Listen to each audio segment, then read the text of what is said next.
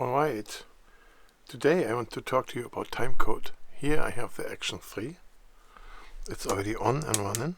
Put that on there. And then here I have the action 4. There. It's also already on and running. Go on there. Now, in the background here I have the Memo app. In the Memo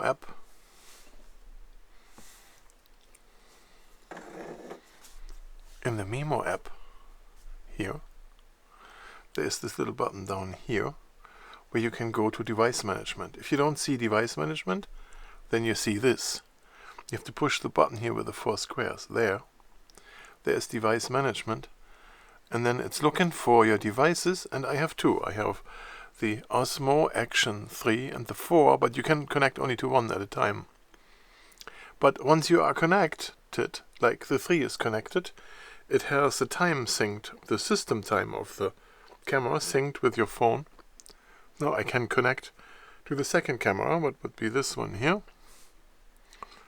Also join the network, and then it will say connect there. Just give it a second. Now it's connected over here. Okay, so that's the other camera. And that means both cameras are connected now. And both of them are synchronized to their with the internal clock. And this internal clock will be accurate for a little while. So while we do our shoot, okay, so we go then in here. There's somewhere timecode in here. There's timecode. You click on that.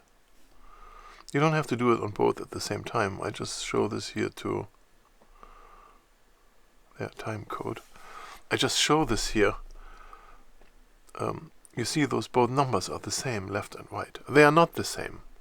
So you see there is 22 seconds and there is 29 seconds. So they don't display the same. You know, here, click here. System time.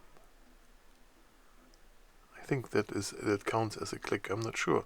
Or maybe it does automatically sync. No. So now they both are internally at the same time. Just this display is a little slower here. That's why this doesn't match right. We will find out quick. Let's display the time here. The time code on the video screen when we record, okay? So let's go back here. There. I think, or can we do the X here to get out? So now we have both cameras running and we can record 4K 30 RS. They do look the same. I have a light on here. Yeah, this one doesn't have the LEDs on. Sounds, grid, time code, LED on. Now they both do the same. Wonderful, right? So now I can go for my shot. And then, once I do my shot, I can look at this better. Now I wonder how I show this best.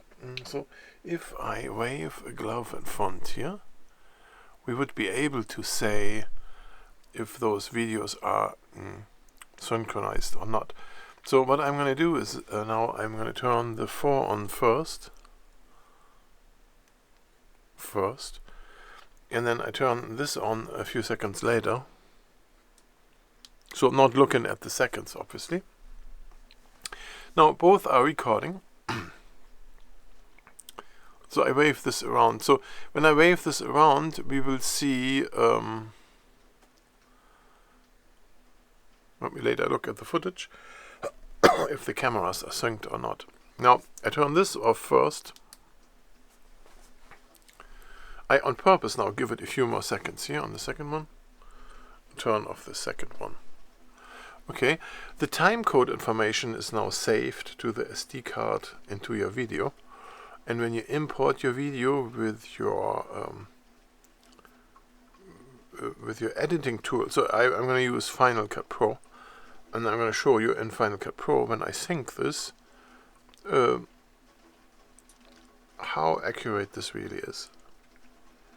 Okay, I'm not going to say too much to this. I just go through and I'm going to look at the files. So I have both files imported. I do have to select both of them, and then I'm going to join them together in their own little file, like they become a camera track with two cameras in one track, a multi-camera track. Okay, so both cameras information are in one track, and there in here I can select timecode. If the footage has timecode, I can select timecode. If the footage does not have timecode, then I cannot select it. So if you use, for example, a GoPro camera where is no timecode in there, then it's not working. GoPro, by the way, is a big mess, I tell you. But okay, so now, so I have timecode selected here, I sync them, and then my resulting piece of video is a synchronized two camera, two microphone situation. Now I had both cameras set to mono. I can now set each audio of each one of them to left and right.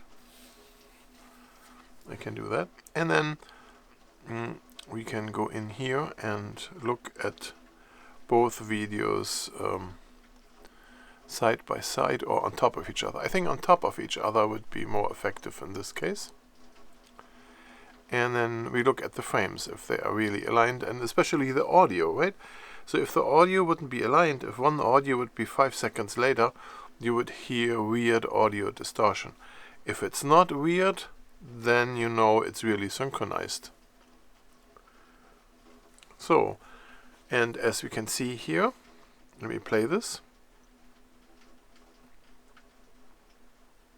It is synchronized, right? So they are both at the same level. And if we double click on it and look inside of this, we see how one camera started later and the other one ended earlier. So we see exactly where on the timeline they are. Yeah, that's how easy it is to sync footage with two Osmo cameras without buying a $200 tool to sync them, really.